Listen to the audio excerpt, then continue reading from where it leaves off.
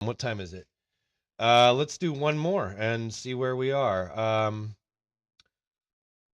And for the record, Nate, I think what's going to help. I think what's going to help out. I'm not even going to look at the subject matter because I think I would like the spontaneity of just kind of going with where we are. So I haven't even looked at it. Again, don't. I'm new to Yeah. Discord, so I don't even know how to do it. No, But I'm don't. sure I Yeah. could figure it out. But If you come up with I'm going to keep it something, where it's at, though. yeah, no, I agree. I agree. I think that's actually the best way to do it. If you come up with something, put something in, or if you just take a note for yourself if you want to talk about something.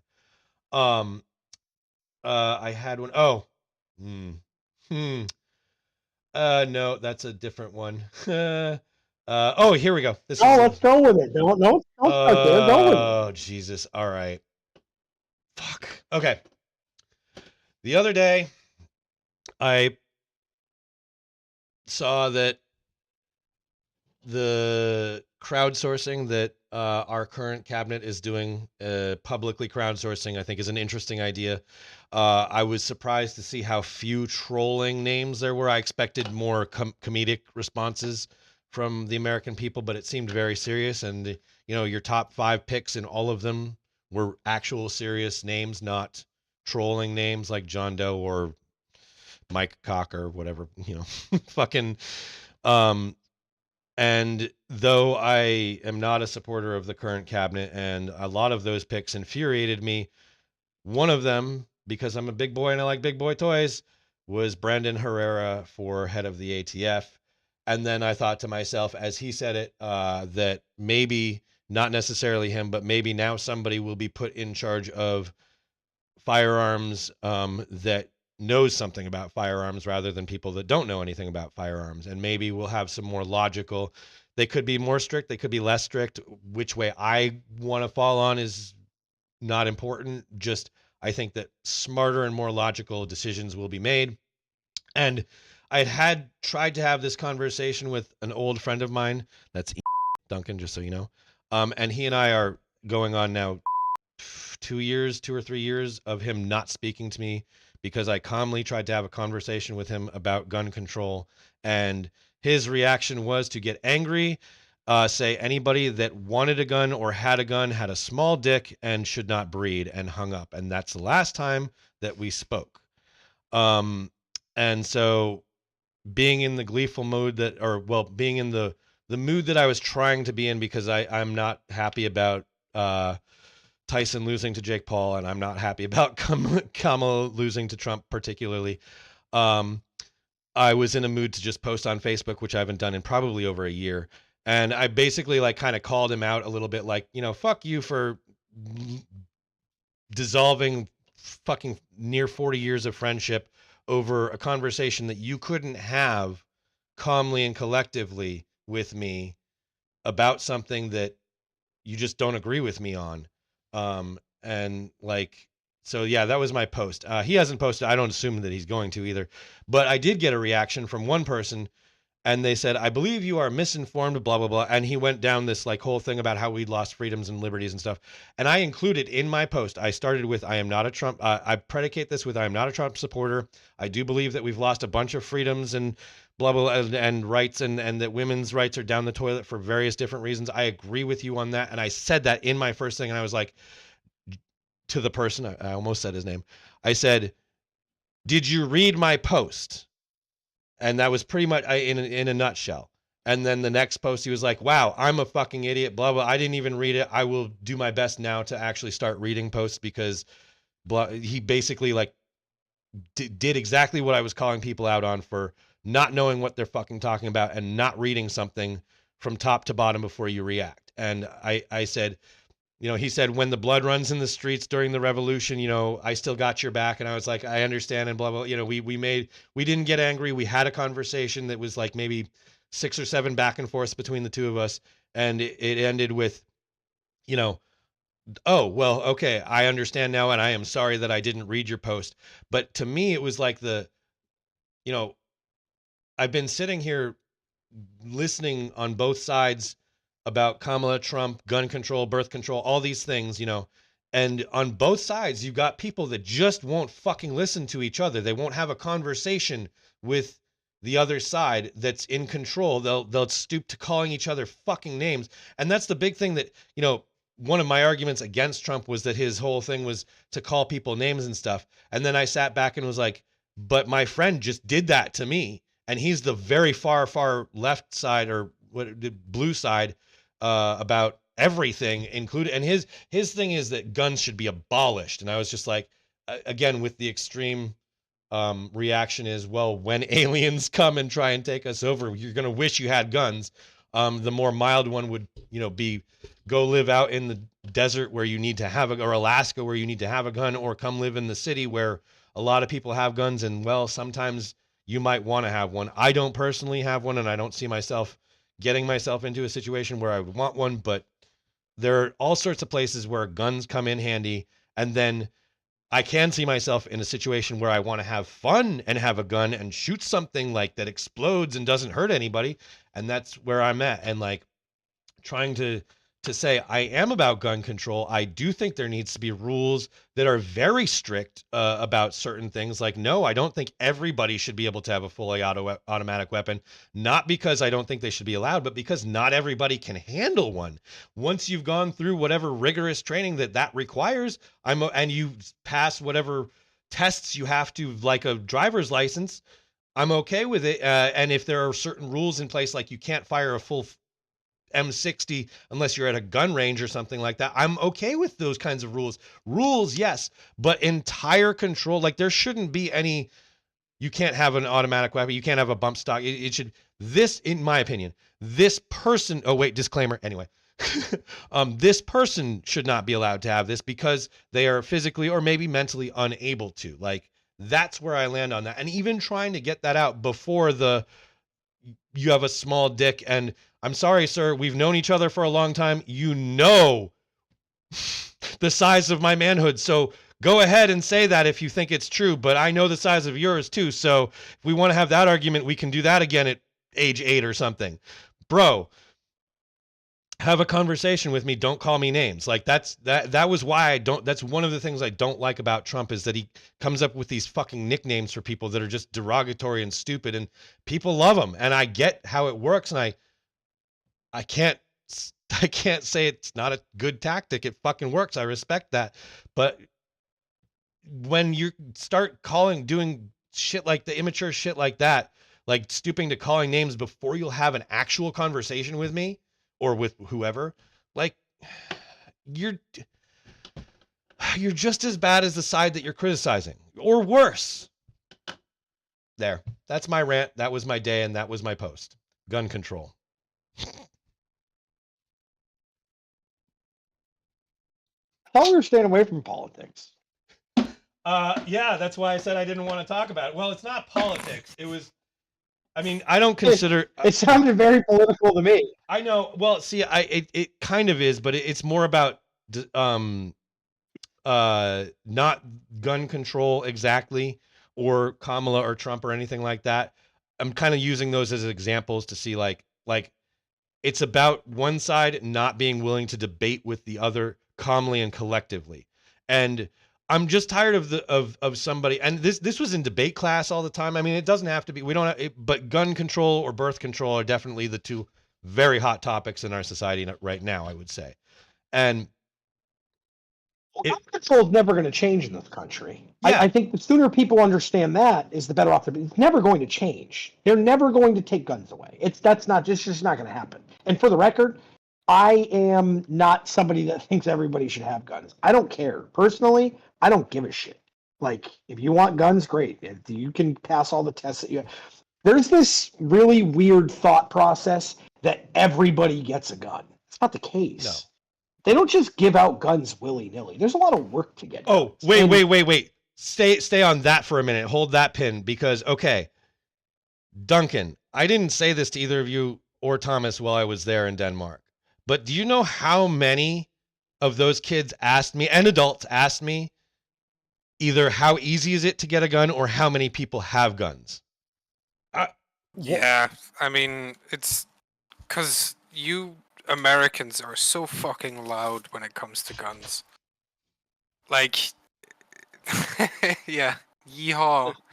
I guess it's just something that echoes over here, and every time we hear something about America, it's usually they're fucking shouting at each other again because one guy thinks the other guy wants to take his guns away. I We included have that guns in in my Europe. thing. They're never going to take our guns away. That's not a thing. So I don't feel that. And that was one of the things that he said in his first response to me was like, they're not trying to take your guns away. I said that. Then I highlighted the quote and put it in the. I agree. They're never going. You said it just now, Sean. They're never going to do that, right? Never. That's not a thing. No, I can't see a scenario in which it's never going to happen. No. And then also, do you really want them again? The friend was about abolishment of them. Now, again, for me, a gun is a big boy toy. Yes, it can kill somebody, but so can a car, so can a BB gun. I can kill you with a sledgehammer. It's not necessarily banned from fucking use though, right? I mean, probably the death toll from cars in the United States is higher than the death toll from guns. I'm pretty sure. The death toll from eating McDonald's is higher in the United States than fucking guns.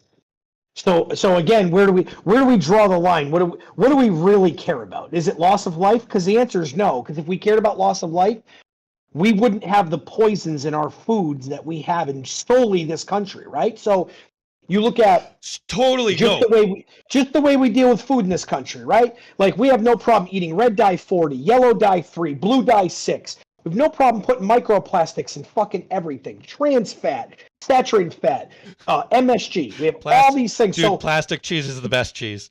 The questions are it's not death. It's what gets you the best headlines, right? Because as we've talked about a lot of times, I don't like to reference movies a lot, Nate. I know that's your area. That's why there's always a quote, a movie quote that's always stuck with me. It's in I don't know which one it is, but it's the Batman that has the Heath Ledger Joker in it. Okay. And he says a school bus full of children blows up and everybody loses their freaking mind, but an entire truck full of soldiers dies. It's okay because it's part of the plan. It's according to the plan. We do the same thing with guns. Yeah. We feed our kids. We're throwing fucking poison down our kids' throats. Our kids are as fat and unhealthy as they've ever been. This is not a shot at anybody. These are facts. The obesity rate in America is outrageous. Just so you know, that was the third most asked question, by the way. So we have obesity problems. We have a huge alcohol problem in this country. Nobody talks about that. We're putting poison in our body. That's before we even get into the drug problem, the opioid problems. So people don't have a problem with death. When they talk about America, it sounds good. It's a sexy story. Oh, America loves their guns and they love shooting each other. But the reality is we don't care about death. We don't care about human lives, left or right. It doesn't matter if you're conservative or if you're liberal. We don't care about deaths. We lie and say we do. But the truth is, if 1 million people die a year of heart disease or heart attacks or whatever have you, heart failure, we literally wouldn't bat a fucking eye to it. 1/10 of that could die due to gun violence. And we're like, we have a huge gun violence problem. We have a lot of problems, right? Because we got so far away. This is what happened. And Duncan, this is going to sound very personal. This is not meant to be a shot at you or your people. We got so far away from wanting to not be fucking Britain, not wanting to be fucking England, that everything we took is like a slight. Like, you know what? We're not paying taxes. We're throwing the fucking tea in the harbor. You know what? You're not going to take our guns because we can shoot back. You know what? You're not going to take our civil freedoms and our liberties because we're. So it just became this. It became this meta culture of just thinking that no matter what happens, we just want to make an issue out of it, and we just don't want anybody to come over and disrupt the way we do lives because we just don't want to be fucking England. And that's the truth to it. Yeah. Here it comes. Go. The fact that you said this is not personal, made it personal. I am not fucking English. Okay? I understand that. It was a European statement in general. I apologize for confusing that. I apologize. As soon as he said it, dude, I started cracking up, dude. I was like, he's gonna say something. I'm fucking Scottish. Like, oh, I know. You're all right. I apologize. I should have been a lot more concise with my geographical targeting of what I was going for. All right. I do that to him all the time. It's okay. You can actually start calling him French now too. Oh, zing, bitch. All right. Sorry. Calm down, Nate. I apologize, Duncan. I'm sorry. Do you know how old you are? Yeah, I do. Yeah. Well, that's a quick way to shut me the fuck up. All right. That dude, that was some gold shit right there. Oh my God, Sean, as soon as you said England and Britain, I was like, oh, this is good. This is going to be awesome. Well, the biggest problem with that is that's obviously how the rest of the country looks at Europe. We think it's essentially, England. Yeah. That's just the reality. Ooh, that's a subject in and of itself. I think like Duncan really like the Scottish probably hate the English more than we do at this point because they still have we to have deal the with same them. over here. Yeah. For us, America is either California or fucking Texas, right? Oh yeah. That's the two options. That's the two options that you have. Yeah. Nothing else Darn exists close over to there. accurate, actually. I mean, it really is not that far off. No, it's not. That really is the two sides. It really is. Man, yeah, like okay, so being big fan of Yellowstone, also having done cowboy work, not been a cowboy, I will never claim myself as that hard of a worker.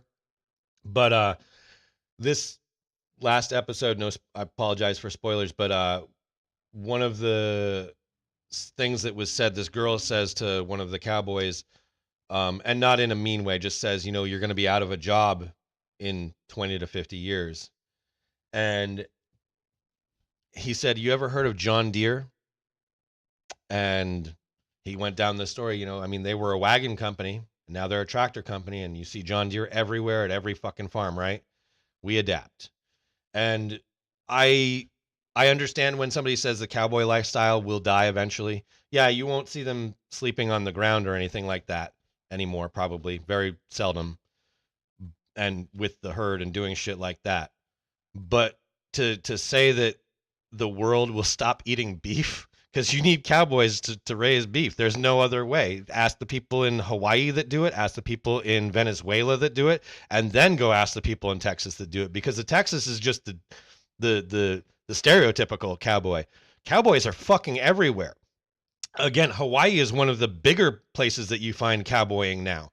And Venezuela, like I said, and it's real cowboying. It's not fucking, they all wear the cowboy hat and have the cowboy boots, not because it's stylish, but because most of that stuff is functional. There's reasons behind that. You have a full brimmed hat to keep the sun off your entire body, not just the forehead or the back.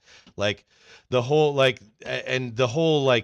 hardworking thing. I don't of a cowboy versus say a wrangler. That was meant to be an insult to wranglers. Fuck y'all. Anyway, I can say that because I was a wrangler. Anyway, so the hardworking ethic or fucking whatever motivation behind cowboying, I don't think will ever die. I think we'll always have cowboys. They'll just find another medium. I mean, fucking Serenity and Firefly show that. Space Cowboys, Malcolm Reynolds, fucking Nathan Fillion did a great job of portraying a space fucking cowboy, 6-shooter and all. I mean, we will always be there. Pioneers were cowboys too. I mean, shit, Sam Elliott will never die. He died 50 years ago. He died the day he was born. He looked like that with that mustache, and now he's just a walking fucking old man that will go down as the cowboy that everybody knows. I mean, yeah, no, cowboying will never die. It was a weird statement to hear somebody say that and believe it. I don't know. Yeah, that was Yellowstone though. That was my big thing for the day, was hearing that bitch say that. I was like, oh, you clueless. Yeah, there are hard workers out there still, and they're still going to raise beef, and they're still going to do all that shit. Like you said too. Oh, that's what brought this up in my head. McDonald's in this country. When I went to Denmark, Duncan, tell him how impressed I was with McDonald's. No, it wasn't even fucking McDonald's, man. It was 7-Eleven. Oh, yeah. Oh, that was more impressive than McDonald's. I mean, the McDonald's was very impressive, the whole robotic thing that bring it to your table like it's a fucking restaurant or something. But no, yeah, the convenience store foods, fresh baked shit. Like we have roller grills in this country. You didn't even really get to experience that shit. Sean, you've seen some of the European convenience store foods and stuff.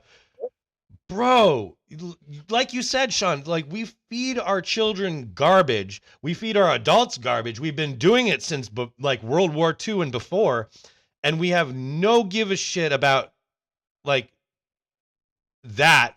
How we're ruining our everything going forward, but we're worried about guns. Yeah, people go and shoot up schools. Okay, I get when you're mad and concerned about shit like that. Yes, it needs to be addressed, but it's more like a guns aren't the problem necessarily. I see how it's a factor at best. There's no justification for the atrocities, right? No, like, never. We're not getting away from that, and No. that wasn't my intention. But we live in a world where if we really held the people accountable for the shit they've put in these people's bodies, Exactly. for the poisons that we've allowed to have happen, it would be staggering. We've invented more. Do you know this is a true story? As the United States, we've invented more types of cancer in this country, solely in this country, than the rest of the world combined. Dude. We've made cancers that none of the other countries even have. It's not even a single case of. We could spend an hour without discussing, simply naming. I think, and maybe a small definition of all of the cancers, not just diseases, just cancer. Not more diseases. Like, yeah. And then what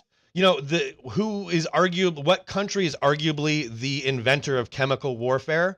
Because they gave fucking blankets to the Native Americans, and that's actually, that's my home fucking town. Yeah, like, America's been real good about inventing all sorts of chlamydia. It goes back to the beginning, as I told you. Our number one product is weapons. We are a weapons society. That is where it really all boils. That's why I said to you, I don't worry about aliens, because I know the shit we have. I've seen the shit we've had. I've seen some of these things. You don't hear very many people talk about it, but I've seen the railgun program. I've seen it implemented during war. I've seen it. It exists. When people are sitting there saying, like, no, this is sci-fi. It's not sci-fi. I've seen the railguns, and I've seen what they do. I've seen the destruction that they have, because that's what we're in the business of. We are in the business of weapons. But God forbid anybody else does anything with those. When we're out dropping nuclear bombs on Hiroshima and Nagasaki, not a big deal. Millions and millions and millions of people not concerned about. But guns, you know what I'm saying? So it's just, people just have it misplaced. And again, that's not defending the fact that there are these fucking animals out here that have no business having a gun. Sure. No. That's always going to be the case. But clean up everything. If you're going to clean that up, which, again, that's never changing. Guns are not changing in this country. No. It's just not changing. Yeah. The people that want them are going to be able to get them. The people that shouldn't have them are going to find ways to get them. I mean, look at the war on fucking drugs. How did we do on that? How did we do on that war?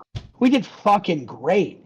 We couldn't even stop drugs coming into the country by the millions of metric tons a year. Yeah, well, and the worst part of that is that, and documented, especially in like the Middle East, like, say, who was growing those poppy seeds when we were trying to overthrow the government because they couldn't produce meat because they're not allowed to import meat anywhere because we have that.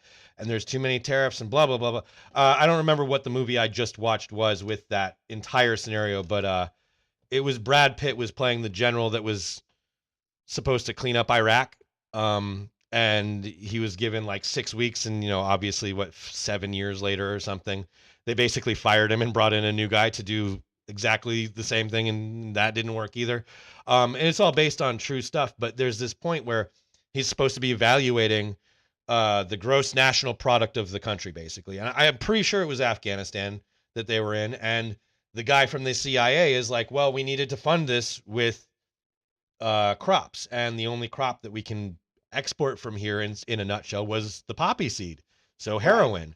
And so at the same time as him trying to help this country by growing heroin, because that's the only thing they can do, and then shipping it into the United States illegally, at the same fucking time as the United States is trying to stop them from shipping it in illegally. Like, that's our fucking government in a nutshell. And this movie was supposed to be a satirical comedy. And that right there, that moment, there were parts where I was laughing and giggling at the pure stupidity of bureaucracy.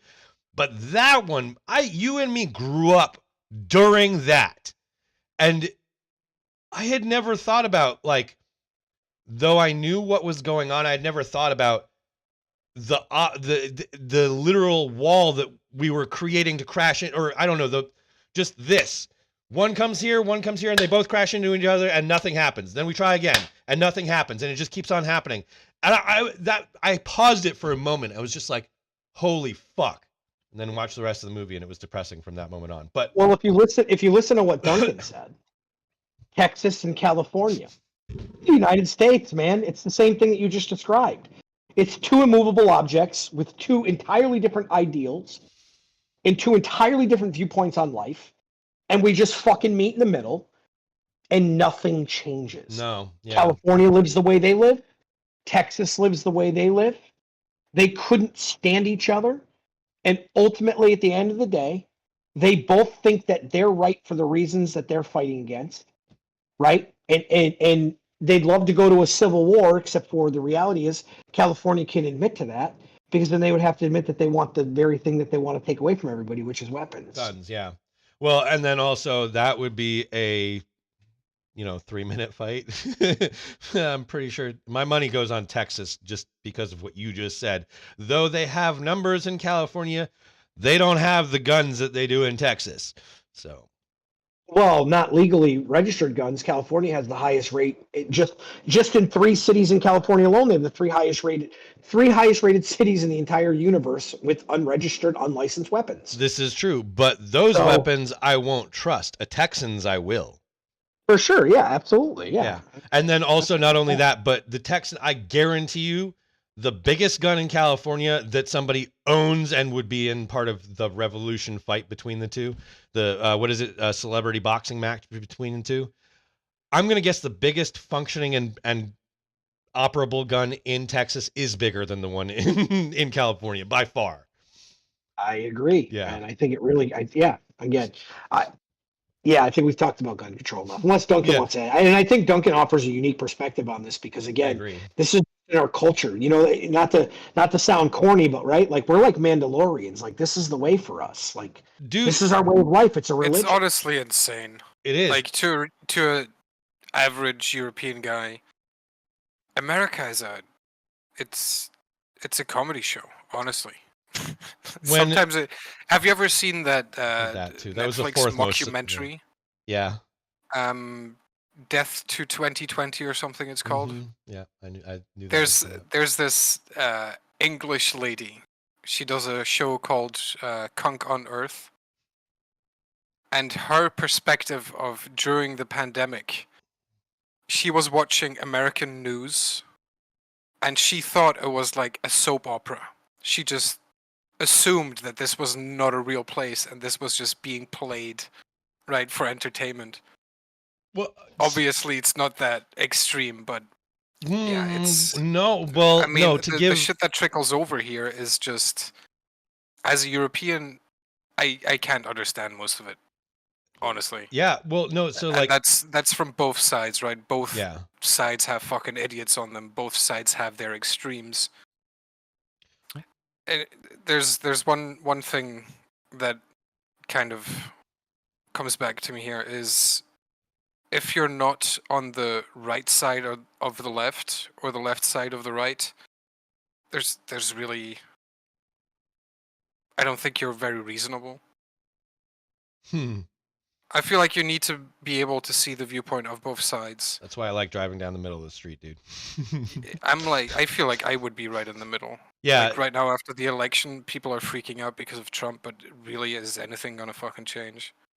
No, never. And it's funny you say that, because one of the biggest things I was talking about leading up to the election, for the record, I'm a staunch conservative. Everybody knows that about me. I tried to really inform people.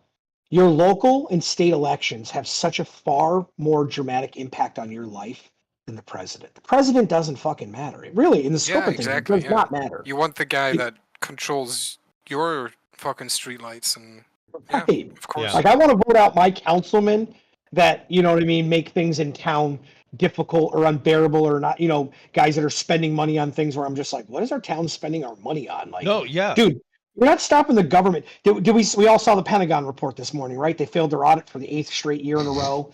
$840 something billion that they have no accounting for. That's your federal government. Yeah. That's your federal government in a nutshell. $840 billion, and then the literal fucking head of the department comes out today and goes, well, I don't think this is abuse and or an issue. I think it's just we need to get things tightened up and get things together. What? The fucking IRS knows if I didn't pay them $45 that I owed them in the year of 2021 for a fucking purchase I made out of state that had some tax assigned to it that I didn't know. The IRS knows that. 850 billion, and there's no issue. You want to know a funny story that I have about taxes? I want to say 6th or 7th year I paid taxes, I owed $1 to the Massachusetts state tax, and I sent it to them.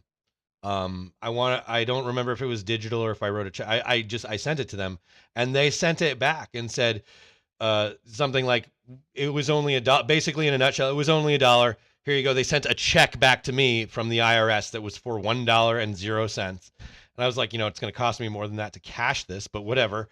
And I didn't cash. I had my mom frame it. She probably has it somewhere, but I was so shocked that they were just like, you know what? It's only $1. We'll let it go. Basically, wow. Did the IRS just do that? It was $1, a whole dollar. Are you sure? Like, I was surprised. But yeah, no, I agree. The fat electrician did a great thing about doing taxes. How the IRS knows exactly how much you owe them. They know why we do taxes doesn't make any sense at all, because they know how much we owe them.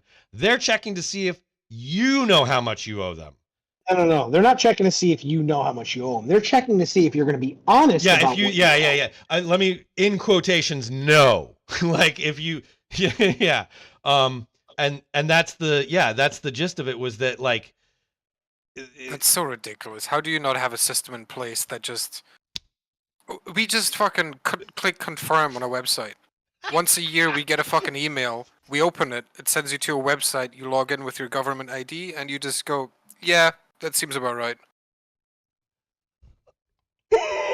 How do you not have this? What the fuck?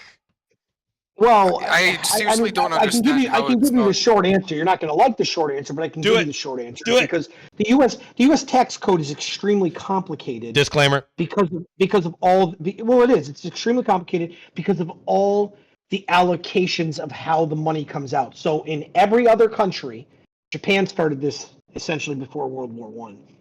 In every other country, they don't allocate out how their money goes, because no other country spends money on, again, this comes back to the beginning, defense. No other country spends money on defense. So in order to not have average U.S. taxpayer pays 40% of their money in taxes.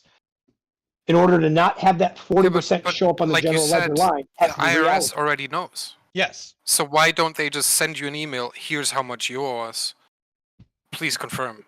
Or if you disagree, please, send us proof or whatever the fuck.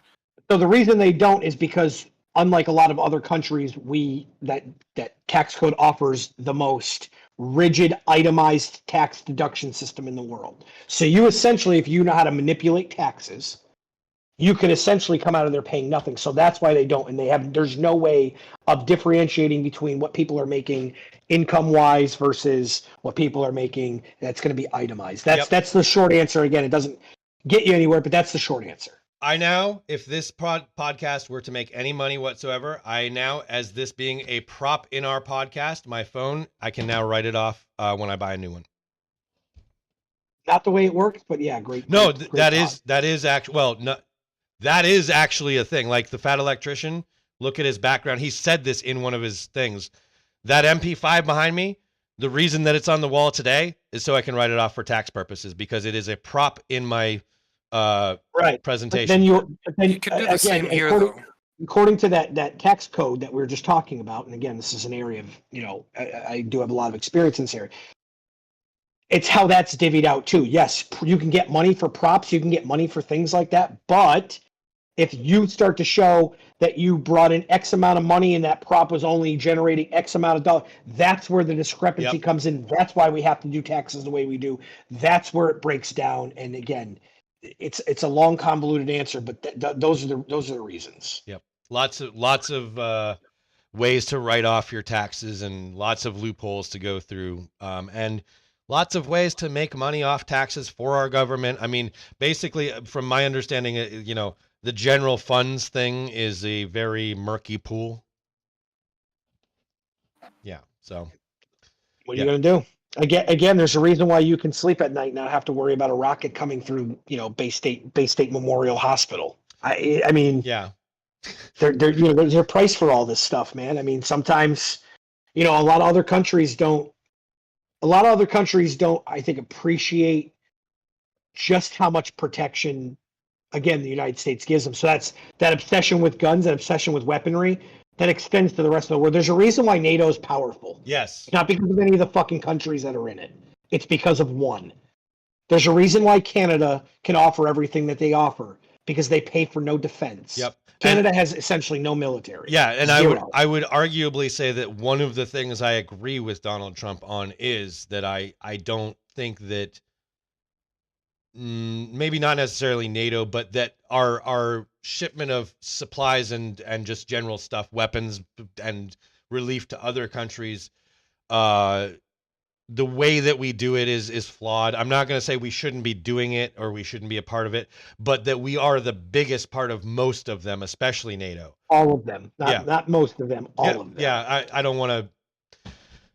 I would say I think that, but not knowing the facts, I can simply agree with that statement. I can't back it up, but I think that is true, 100%. Unlike a lot of the other countries that require to be a part of that, we don't need any of it. No. The reality is, unfortunately, again, this goes back to that culture.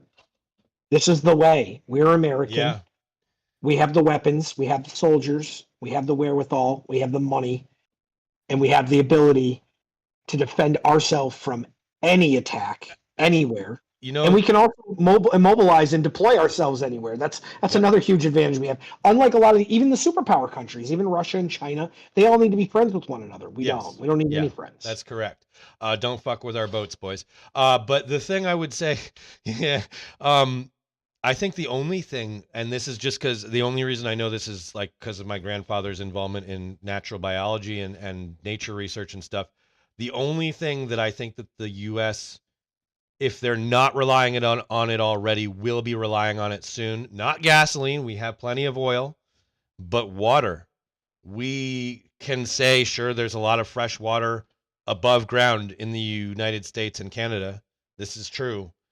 But underground, the biggest aquifer in America has been bone dry for over 50 years and will never come back. The Ogallala, which was huge, went dry over 50 years ago now, I want to say. And that was the United States' water resource. There's, some places, especially in the Northeast, you have well water and stuff, but you're not going to go to Arizona and find very many wells. I know one, and I know that if the war were to come, that particular ranch has enough guns that they can hold out their water for a pretty fucking long time. Well, the flip side to that is, Nate, and again, this is why people should do a little bit more research. It's not for you. People need to realize what some of that defense money goes to. You should look at our desalinization program. Yeah. That's part of the defense budget. Is it really? Have literally, yes, it's part of the defense budget. Because you know what? We need water. Part of hosting the biggest navy in the universe, you need to have water for everybody. Yep.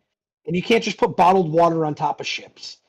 They have entire submarines, battleships, warships, tankers, aircraft carriers that have these unbelievable desalinators for the machinery, and they produce them. Yeah. And they've been producing them. Yeah. And they've been taking ocean water. Yeah. And they've been putting it through a purification process. So again, that's going along those same lines of that's what people think defense, and they think, the guys with the guns and the tanks. Yep. Defense covers everything. It's Yep. covering all the problems. I will say this though, that the difference, or where I'm seeing what I'm saying come into play, is that that's for the military.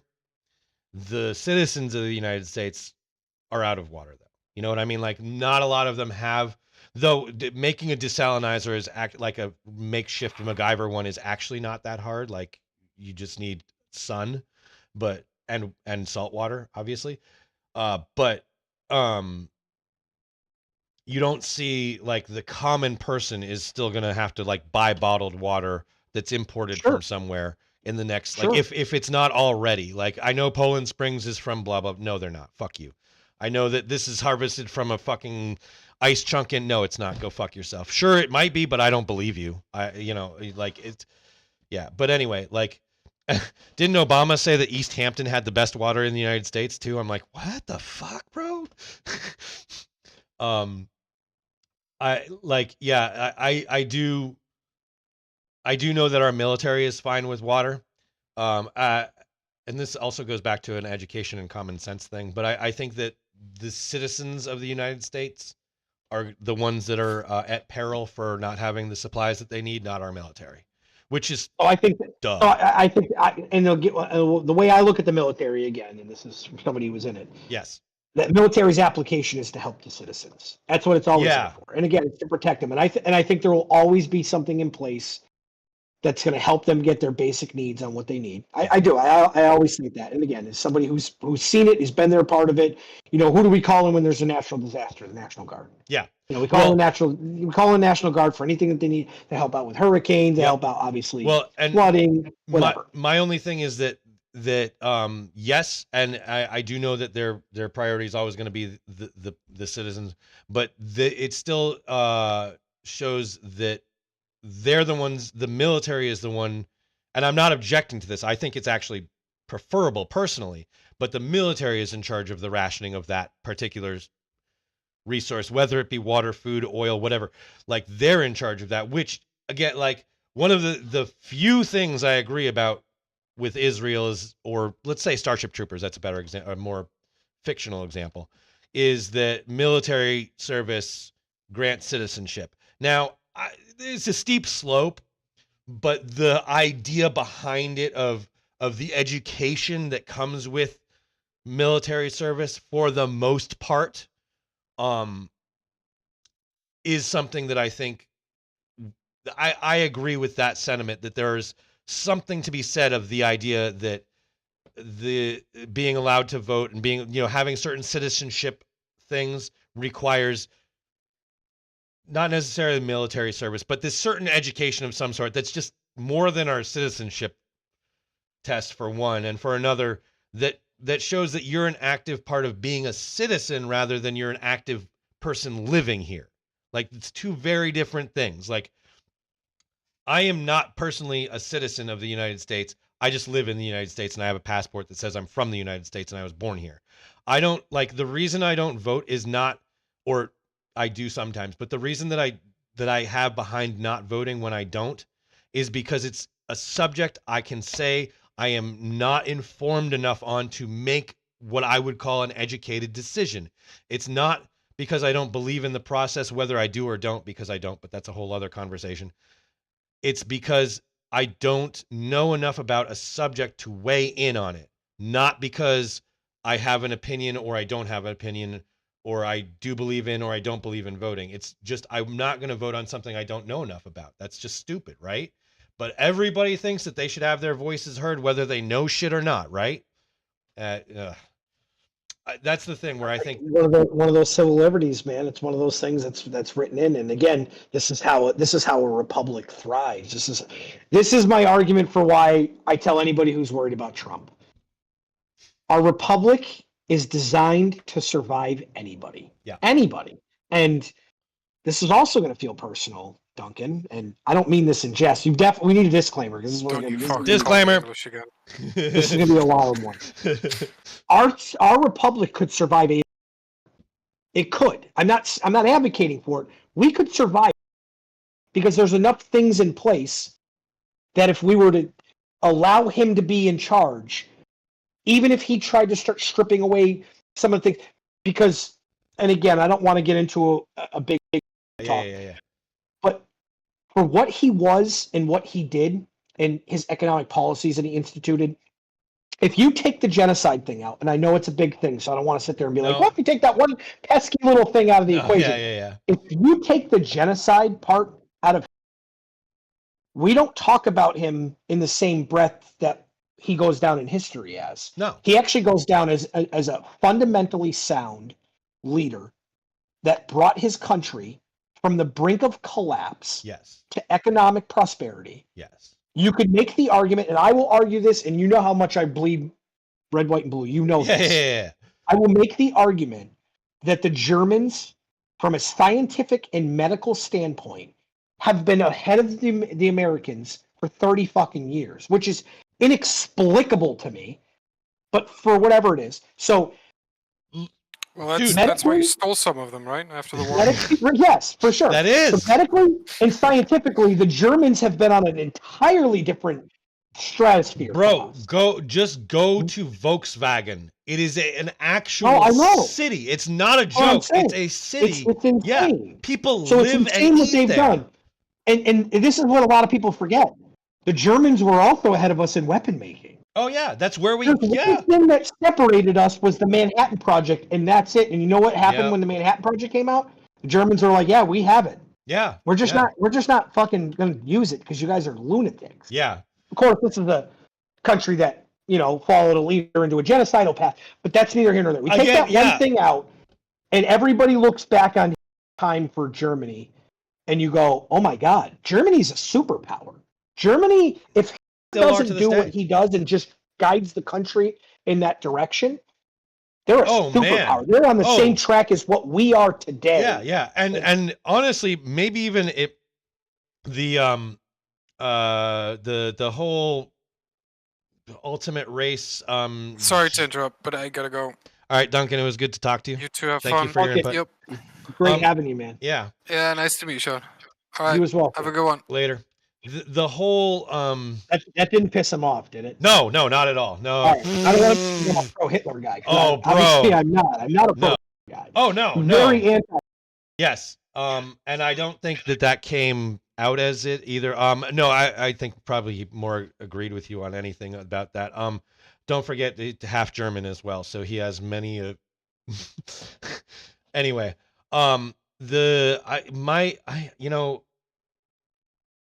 imagine if World War II didn't happen and everybody just did like you said, like we were just kept going with wherever we were going. Yeah, imagine.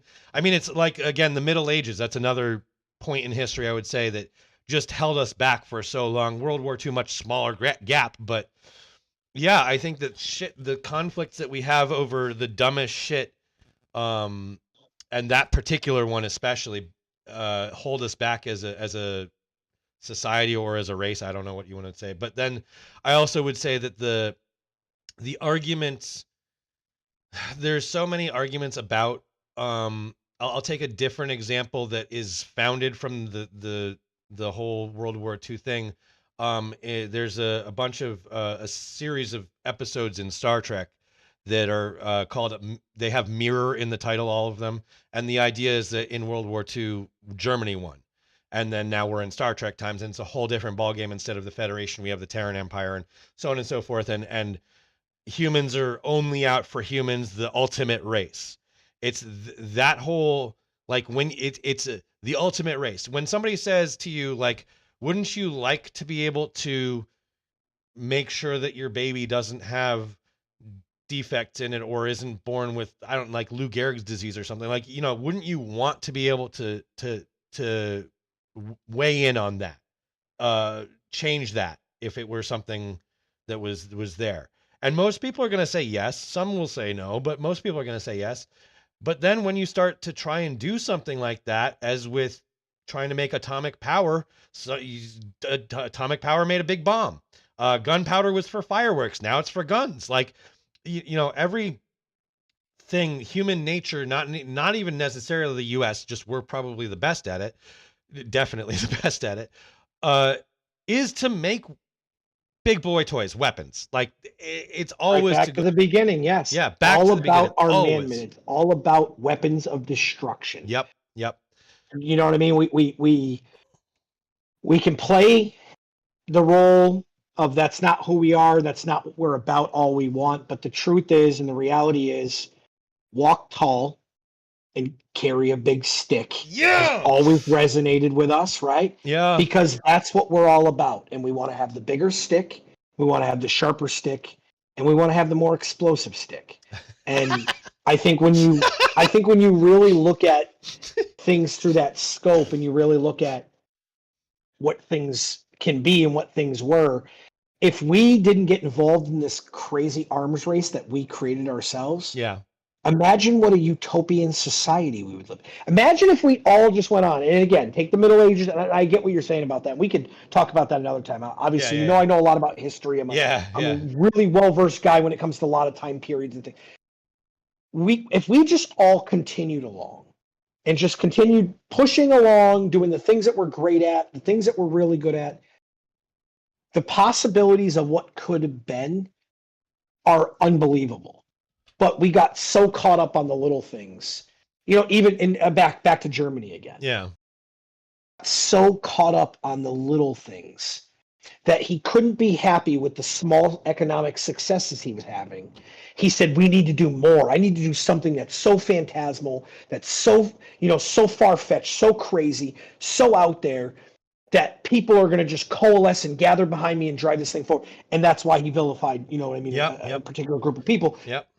And when you get to those levels, you get away from the core of what you are. You are science-based. You are medically based. You are weapons-based. Yep. Can you imagine the weapons we would have if we didn't spend all day fucking volleying them at each other? Can you imagine the shit we could have had? Yeah. No, I can't even. It's unfathomable because that's like I watched some anime with my aunt at one of those theaters in I want to say Amherst, one of the the not AMC theaters. So it was one of those alternative movies, and the place that served wine at a movie theater. Anyway, the scientists in World War II in Japan that were trying to come out with newer planes when the Zero was made. Mm-hmm.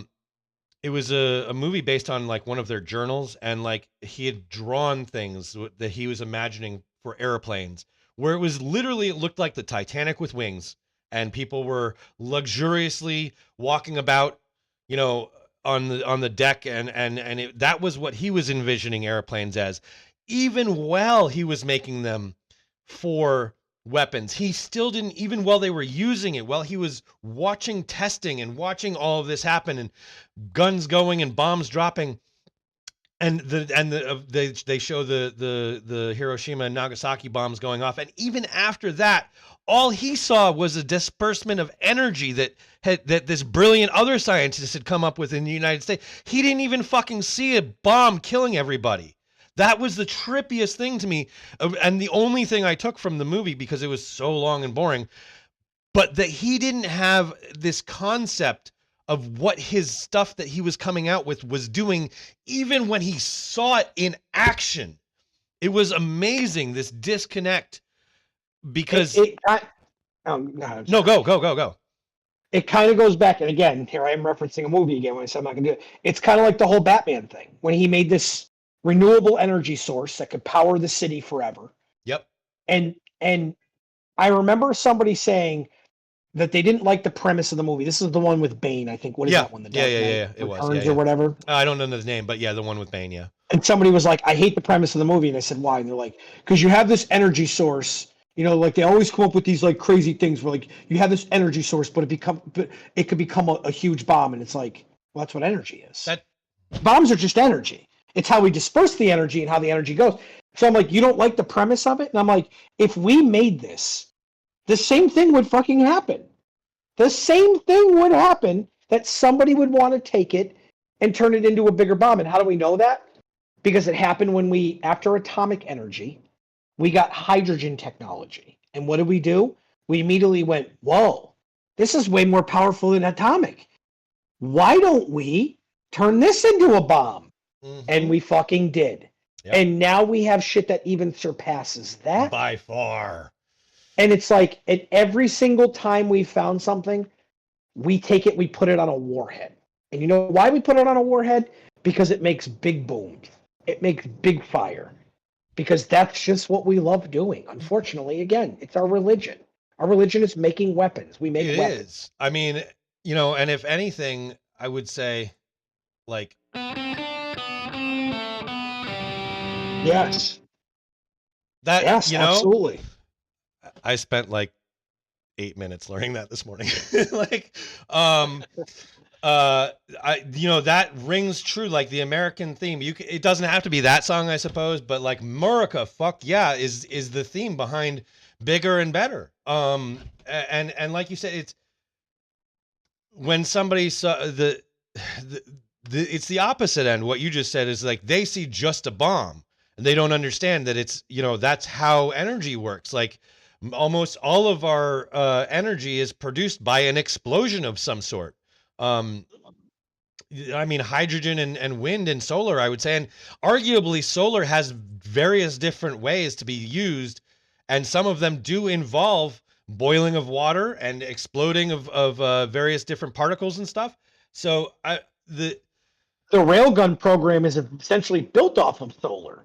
yeah. It basically harnesses solar power and energy to produce, obviously, the huge beam of fucking energy it needs. Exactly. Like I mean, you can't, this isn't like, you know, this is science, so you can't be like common sense isn't so common for this kind of thing. It is obviously people aren't educated enough to do that. And you're never going to educate an entire society. Not everybody's going to know how a laser works, you know.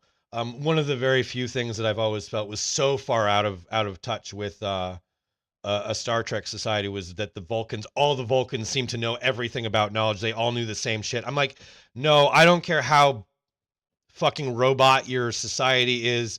Even with robots, there's going to be somebody who hasn't updated. Like there's going to be a patch missing somewhere. There always is. So like, the concept of wanting everybody to know everything and be on the same page, that's never going to happen, as dreamy as that would be. Never. Yeah, never.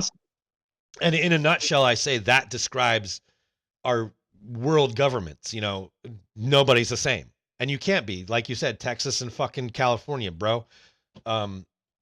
Monarchs pointed out to me the other day that the biggest reason to keep something like the Electoral College around is because you got a shit ton of people boxed in a small amount of space in California making the same decisions as somebody who's alone on a big fucking huge plot of land in Montana. I don't think the lifestyles or even the environment allow for the same decision making, you know? So make no mistake, the Electoral College has to exist.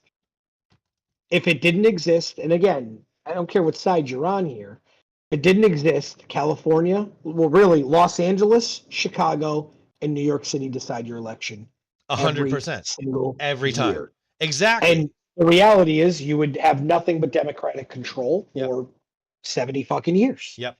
And though, as I've said, I don't care. I don't disagree with that because I also don't agree with it.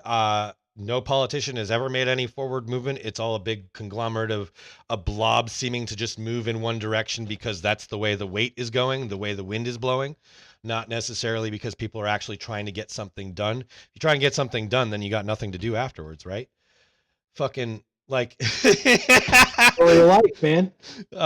Story of life. It's true. I mean, job security, right? Like that's what they do. And if we ever have to dip into politics, I'm totally fine with it because again, I feel like I'm centered enough where I'm not worried about like things like that. And I don't care that people, you know what I mean, know where my affiliations are because the reality is I'm a Trump supporter, but I'm not like I don't have a fucking Make America Great flag outside my house because again, I'm not a nut.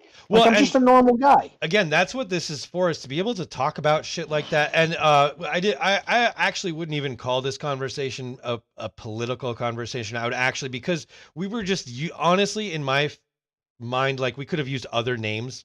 We even went, back to World War II names that shall remain nameless. Where it's not about Trump and Kamala. It's just about the conversation that needs to be had about the problem that is really there. Not Trump isn't the problem. Kamala's not the problem. Democrats, Republicans, they're not the problem. There's an initial problem. Institution's the fucking exactly. The institution is the problem. And talking about that, and even and using your positive and negative examples on both sides, as Duncan, actually, I think Duncan put it best before he left. You have to be lefty right and righty left to understand both sides to be able to argue. Because if you don't understand the other side that's coming at you, like, you're never going to make any headway, because you're just going to get frustrated. They're just going to get frustrated. And then you're going to start calling people short-dicked and shit like that. Like, yeah. But again, I don't think this was a political conversation. I think this was more of a, like, society conversation, you know? For sure. Yeah. And with that being said, I think I'm going to stick with where I again, I like not knowing what topics are there. I like you guys kind of, you know, and I say you guys, but whoever, you know. Whoever no, you can say it that way. Yeah. No, and actually, that having been said, as the recording is going, I will conclude us. Thank you for listening to the Disclaimer Podcast. My name is Nate. This is Sean. We are your hosts, and we've had a great time. Thank you for listening.